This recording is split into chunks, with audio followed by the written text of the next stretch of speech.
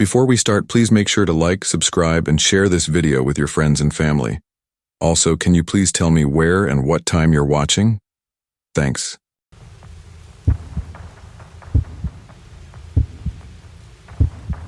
I am a 22-year-old Japanese woman, and I need to share the story of my uncle, a man who has left a dark shadow on my life. He is my father's youngest brother, around 40 years old now, and my memories of him span from a childhood of innocent admiration to a present fraught with discomfort and fear. What once seemed like a harmless familial bond has twisted into something far more unsettling, and I often find myself looking back, wondering how I missed the signs. Growing up, my uncle was a figure I admired. In my early years, he was vibrant, handsome, and full of life. He was the kind of person who lit up a room, effortlessly drawing people toward him. His charm seemed boundless. He had this way of making everyone feel special, as though his attention was a gift. I was no exception. To me, he was just Uncle, a fun, doting relative who brought smiles and warmth wherever he went. But there was always an undercurrent of unease, one I didn't fully understand as a child. My mother, who was otherwise warm and open, would issue quiet but firm warnings about him. "Be careful around him," she would say, her voice calm but tinged with something I couldn't quite place. At the time, her words baffled me. What could she possibly mean? My uncle had never done anything to make me feel unsafe. He was playful and kind, always bringing small gifts or cracking jokes to make me laugh. I dismissed her warnings as overprotectiveness, a mother's instinct to shield her child from imagined dangers. When I was 9, my world shifted. My mother and I moved to another city, far from my father's family. The distance gave me a sense of freedom. Life felt quieter, simpler.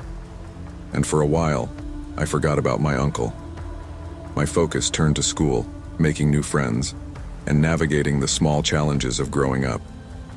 My father's family became a distant memory, their faces blurry in my mind, their presence in my life reduced to the occasional phone call or holiday card.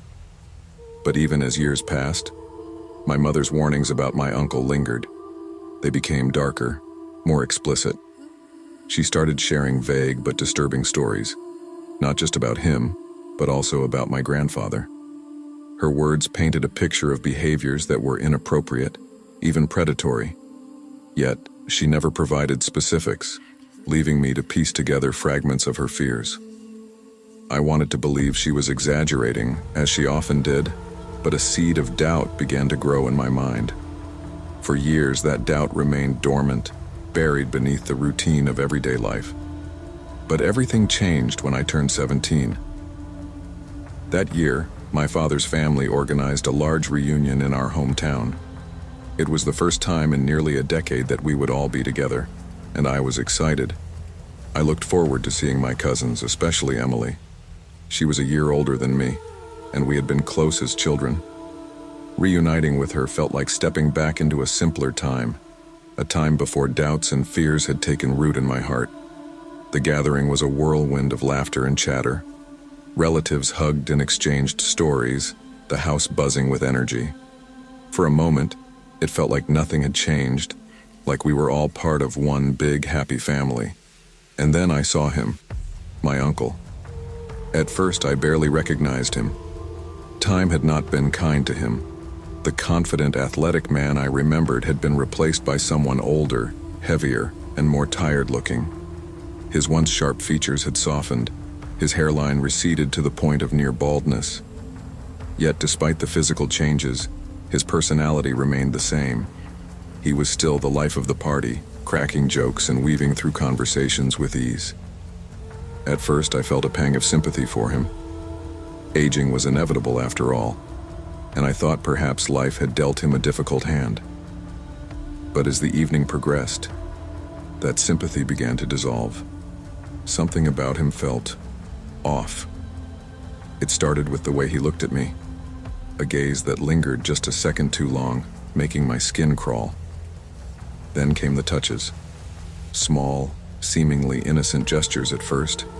He'd place a hand on my shoulder or brush his fingers against mine. Once, he tilted my chin upward with a finger, forcing me to meet his eyes in a way that felt uncomfortably intimate. These actions might have been dismissed as harmless in another context, but in ours they were far from normal. In Japanese culture, physical contact between men and women is rare, even among family. His behavior violated an unspoken boundary, and it left me feeling exposed. I tried to pull away to create distance between us, but he was persistent. He seemed to find excuses to draw me into conversations, to keep me within arm's reach. His questions were relentless, his attention unrelenting. It felt as though he was trying to hold me in his orbit, refusing to let me drift away. One moment stands out in my memory. We were at my cousin's house, and my uncle leaned in close to whisper something to me. I don't remember his exact words, something about how shy I was, but the heat of his breath against my neck made my stomach churn. His proximity was suffocating, his presence overwhelming. I froze, unsure of how to respond. I wanted to scream, to shove him away, but the weight of cultural expectations kept me rooted in place. Later that evening, he crossed a line I didn't know how to confront. We were sitting on the couch, and as he prepared to leave, he reached out and grabbed my wrist. His grip was firm, too firm. He pulled me toward him, his face just inches from mine. My heart pounded in my chest as I tried to pull away, but his hold only tightened.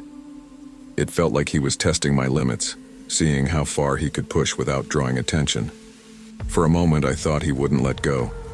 The room seemed to shrink around us, the air thick with tension. And then, suddenly, he released me. His demeanor shifted in an instant. He smiled at me, a smile that sent chills down my spine, and walked away as if nothing had happened. It was only then that I noticed my father standing behind me. He had witnessed part of the interaction, though I couldn't tell how much. His expression was unreadable, but I could see the tension in his posture. When we got home, I told him everything. Every touch, every glance, every moment that had made my skin crawl. To my relief, he believed me. He listened patiently, his face darkening with each detail. He promised to handle it, to talk to my grandmother, and ensure my uncle kept his distance. But nothing changed. Instead of confronting the issue directly, my father chose a quieter approach. He created rules designed to protect me. I was never to be alone with my uncle, never to open the door if he came over unannounced. These rules became an unspoken barrier, a shield between me and the man who haunted my thoughts. Despite these precautions, my uncle found ways to insert himself into my life. At family gatherings, I caught him filming me with his phone, his camera lingering on my face far longer than necessary. He delivered meals late at night, claiming they were from my grandmother, but his insistence on seeing me felt more like stalking than kindness. The strangest part was how different he acted around my cousins. With them, he was normal, friendly but distant. It was only with me that his behavior became obsessive. I couldn't understand why. What was it about me that drew his attention? Looking back, I regret not heeding my mother's warning sooner. Perhaps I could have avoided these encounters if I had. Now every time I see my uncle, I feel a wave of fear and disgust. I wish I could cut ties with him completely, to erase him from my life. But for now, I remain vigilant, always watching, always waiting for the next time he crosses a line. Deep down, I know one thing for certain. I can never trust him.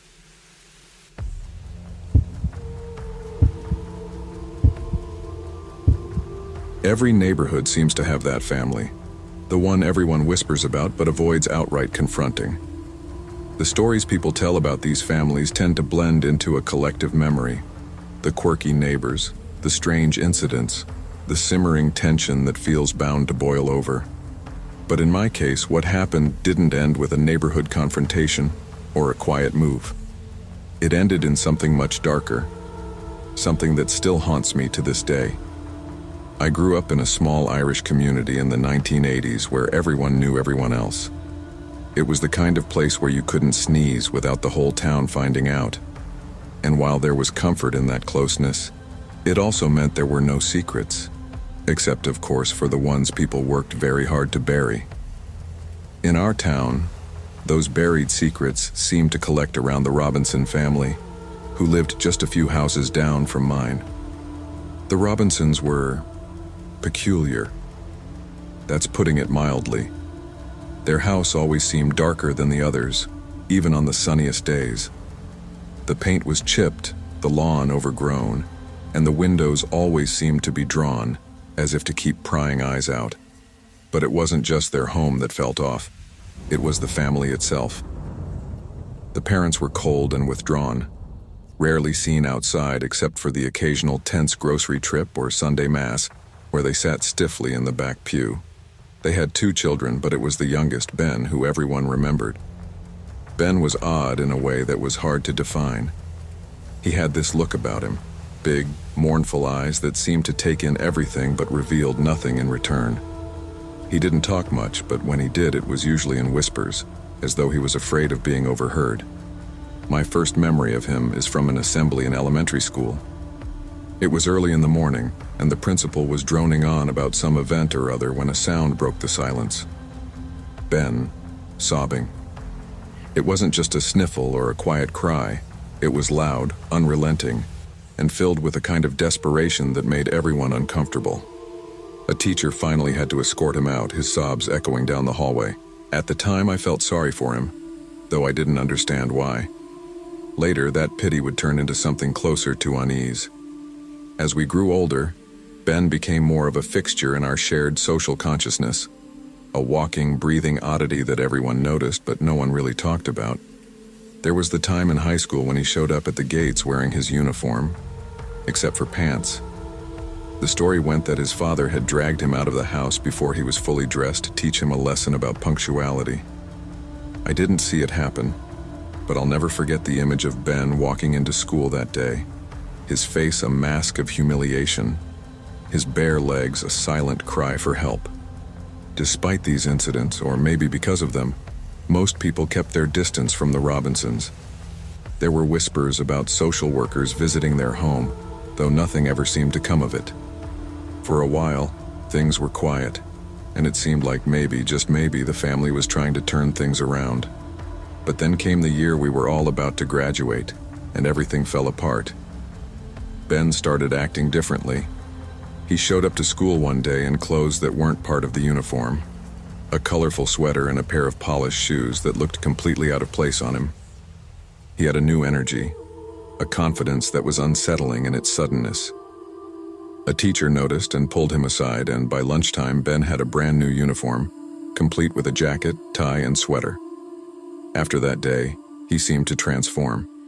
He stopped riding with his parents to school and started walking in on his own. He began talking to other students, even playing basketball during lunch. For the first time, he seemed like he might actually be happy. I remember being cautiously optimistic for him, thinking maybe things at home had finally improved. He even invited a few of us over to his house a couple of times, though none of us ever took him up on it. The idea of stepping foot in the Robinsons' house was too unsettling, no matter how much Ben seemed to change. And then, one Monday, Ben didn't show up to school. At first, no one thought much of it. Kids missed days all the time. But then a week went by, and the rumors started. People whispered that something had happened at the Robinsons' house, something bad. I didn't put much stock in it at first. After all, gossip in a town like ours was as common as the rain. But then, one Saturday morning, my parents sat me down in the kitchen and asked if I had been to Ben's house recently. No, I said, confused. Why? They exchanged a look, one I'll never forget. My mother's face was pale, her lips pressed into a tight line, while my father's expression was a mix of relief and something darker. Fear, maybe. Good, my mother said finally. It's best if you stay away from there. That was all they told me at the time. But by Monday, the whispers at school had turned into a roar. There had been a double homicide in our town, the first in decades. 2 people had been brutally murdered in their home, and though the police were keeping the details quiet, everyone seemed to know who the victims were. The Robinsons. I remember the moment I put it together, the murders, Ben's absence, the strange way he had been acting before it all happened. The realization hit me like a punch to the gut. Ben wasn't just a victim of his family's dysfunction. He was the one who had ended it.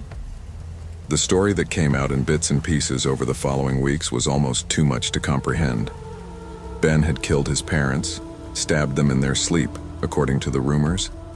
The colorful clothes he'd worn that day at school, they weren't a sign of newfound happiness. They were a replacement for his uniform, which had been soaked in blood. For years, I couldn't stop thinking about it, about the times he invited us over to his house, about what we might have seen, or what might have happened if we'd said yes. Would we have stumbled across the bodies? Would we have confronted Ben? Would he have turned on us too? Even now, I can't fully understand what drove him to do it. Was it years of abuse, of humiliation, of feeling like he had no other way out? Or was there something darker, something inherent in him that had been waiting for the right moment to surface? I'll never know. But one thing is certain.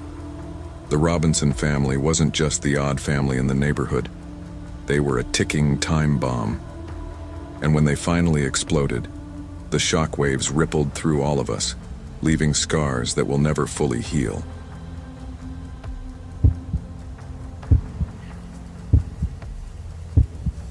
Mothers are often seen as the cornerstone of the family, the source of comfort, wisdom, and unconditional love. We tend to idolize their sacrifices and strength, claiming their love is the closest thing to divine. But for me, that couldn't be further from the truth. My mother wasn't a source of warmth or guidance. She was a nightmare, a volatile and manipulative force who ruled our home with chaos. Over the years, her behavior escalated to unimaginable extremes, culminating in something so horrifying I still struggle to believe it actually happened.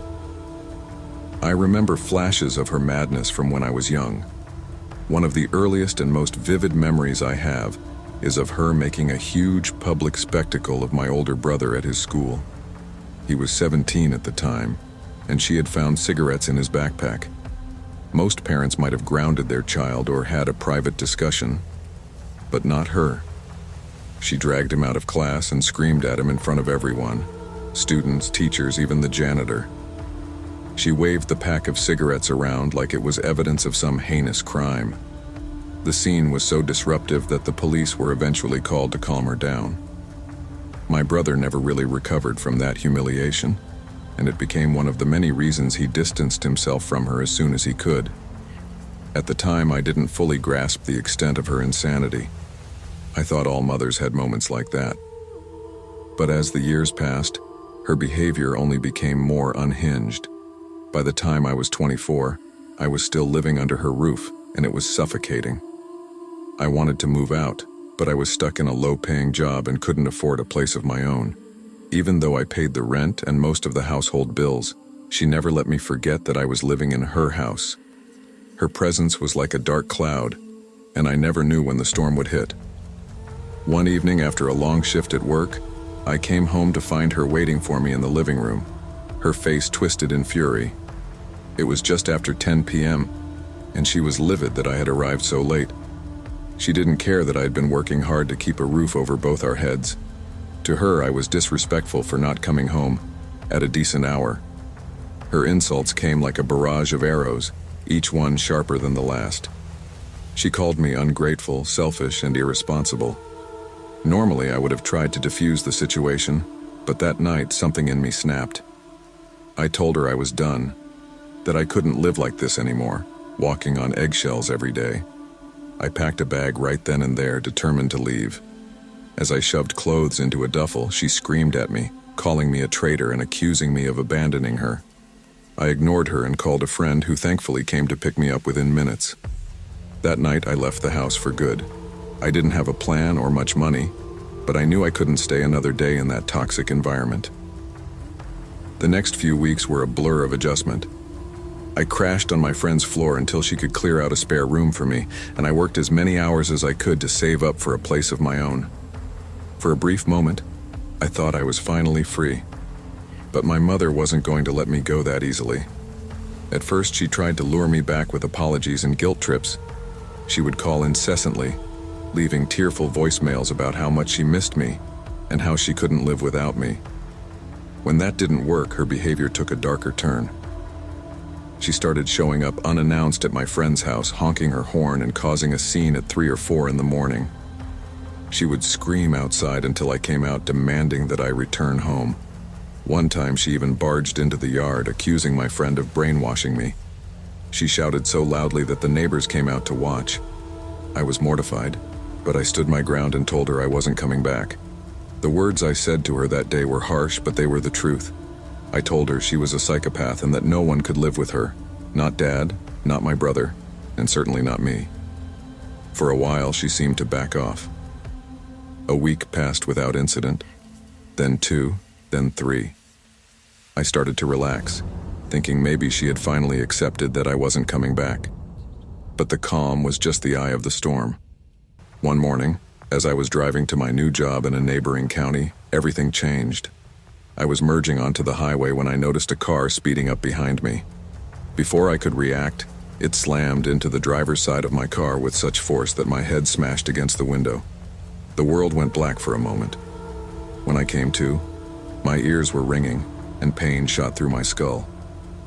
Through the haze, I saw her, my mother, getting out of her car and storming toward me. Her face was contorted with rage as she screamed at me through the shattered window. "This is what you deserve," she shrieked. "You're an ungrateful, evil little bitch, and you should be dead." I was too stunned to respond. She ranted on, saying that if she had given me life, she had every right to take it away. The realization hit me like a second collision. She had done this on purpose. My own mother had tried to kill me. Adrenaline took over, and I fumbled for my phone to call the police. She saw me reaching for it and retreated to her car, speeding away before I could even sit up straight. When the police arrived, I told them everything. They found her a few miles away, trying to evade capture, but she didn't get far. At the station, she confessed without hesitation, claiming she had every right to discipline me however she saw fit. My mother was charged with attempted vehicular homicide and sentenced to 7 years in prison. Even now, I can hardly wrap my head around what happened. How could someone who was supposed to protect me go so far as to try to end my life? In the years since, I've worked hard to rebuild. My friend and I eventually moved into a house together, and I found stability and happiness that I never thought possible. Still, the scars remain. I occasionally think about the relationship I'll never have with her, the mother I needed but never got. Part of me wishes she could change, that someday we might reconcile, but I know better than to hope for miracles. Until she proves she's capable of being a different person, she will remain a dark chapter in my life, a haunting reminder of how love can turn into something monstrous.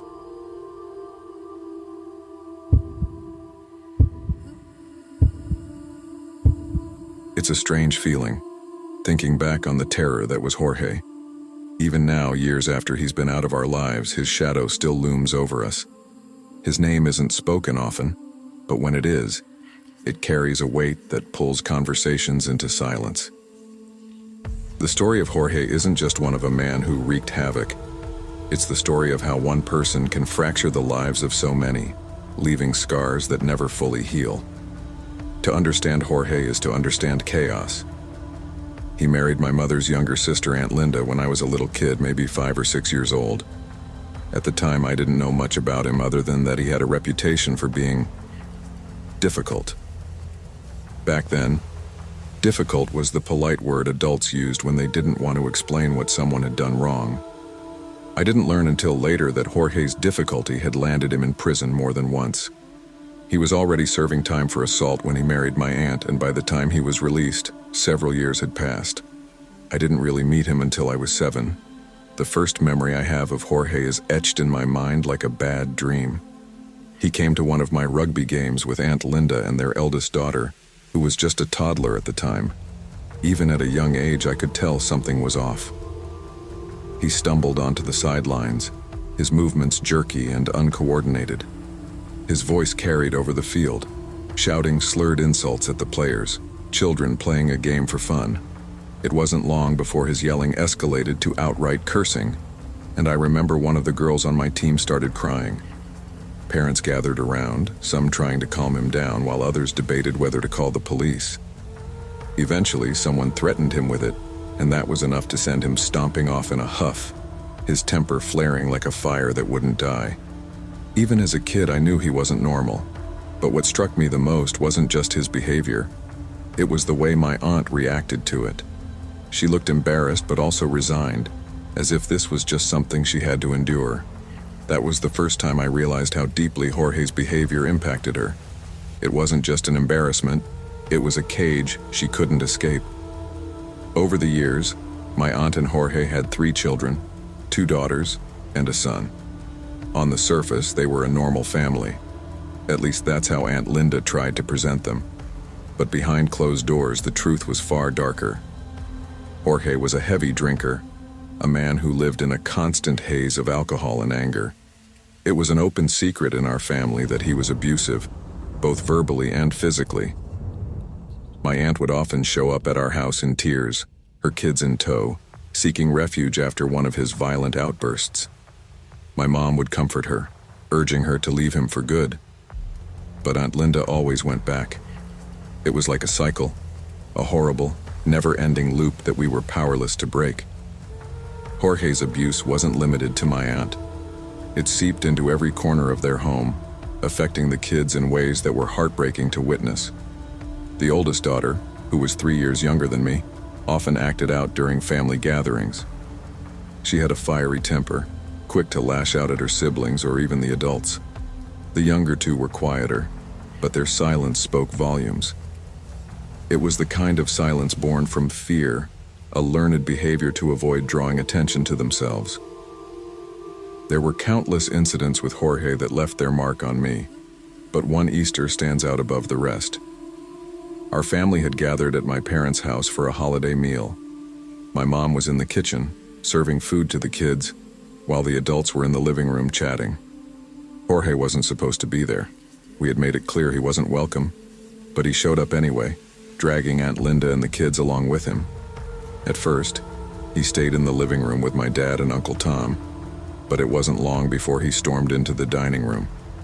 His face was flushed, and his voice boomed as he berated Aunt Linda for serving the kids before him. "I'm the man of this house," he shouted, slamming a plate against her chest. "You serve me first or there'll be hell to pay." The room went silent. My mom froze, her hands trembling as she held a dish of mashed potatoes. The kids sat with their heads down, their expressions blank, as if this was just another ordinary day. My heart pounded in my chest as I watched Jorge grab another plate of food and stomp back to the living room, leaving Aunt Linda shaking in his wake. After that day, I started avoiding family gatherings if I knew Jorge would be there. I couldn't handle the tension, the fear of what he might do next. But even when I wasn't around him, his presence loomed over me like a specter. My mom tried to shield me from the worst of it, but there were things you just couldn't unsee or unhear. One summer, Jorge's behavior took an even darker turn. My parents had set up a small inflatable pool in the backyard, and my cousins and I were excited to cool off in the water. My mom told me to put on a t-shirt and shorts over my swimsuit, which I found odd until Jorge arrived, uninvited as always. I understood then. My mom was trying to protect me. Jorge decided he wanted to make the pool more fun by creating waves. He made us walk in a circle to create a whirlpool effect, but his idea of fun quickly became dangerous. The youngest kids struggled to keep their heads above water, clinging to the sides of the pool as the current grew stronger. I tried to help, pulling one of the girls out when it became clear she couldn't keep up. Jorge's response? He grabbed her and threw her back into the water, laughing as she struggled. My mom and I exchanged a look of horror, but neither of us dared to confront him. The final straw came when I was 16. It was an ordinary day, or so I thought. My dad and Uncle Tom were fixing a broken window in the living room, while my mom cooked in the kitchen. I was in my room watching TV when I heard a truck pull up outside. Living in a rural area, visitors were rare, so I peeked out the window to see who it was. My stomach dropped when I saw Jorge's truck. My mom stood by the front door watching him through the window. "What's he doing here?" she whispered, her voice tight with fear. My dad and Uncle Tom went outside to confront him, but Jorge refused to leave. He claimed he'd lost his phone, then his keys, making excuse after excuse to linger. Finally, my uncle found his keys in the truck's cup holder and handed them to him. Jorge got in his truck and drove off, but something about the way he lingered made my mom and me uneasy. Our worst fears were confirmed when Jorge's truck came roaring back up the driveway, this time parking diagonally to block our cars. My mom panicked, telling me to grab my brother and cousins and get to safety. We rushed to Uncle Tom's car, piling the kids inside as my mom searched for the keys. Miraculously, they were still in the cup holder. She started the car, and we sped off, leaving Jorge standing in the driveway. We went to my grandmother's house, where we stayed until my dad and Uncle Tom returned home. They found no sign of Jorge, but the incident was enough to convince my parents to ban him from our home permanently. It wasn't long after that Aunt Linda finally left him for good. He had beaten her so badly she ended up in the hospital, and my grandmother filed a police report. Jorge went to prison for a few years, and though he's been out for some time now, he hasn't tried to contact us. Looking back, it's hard to believe we lived through those years. Jorge's absence has brought peace to our family, but the scars he left behind are still there. My cousins, now adults, have worked hard to heal from the trauma of their childhood. I've grown closer to them over the years, and we've built a bond that feels unshakable, a testament to the resilience of the human spirit. Jorge may be gone from our lives, but his story serves as a chilling reminder of the damage one person can inflict. He was a man who thrived on chaos, a storm that left destruction in its wake. And while we've rebuilt our lives in the aftermath, the memory of him lingers, a shadow that refuses to fade.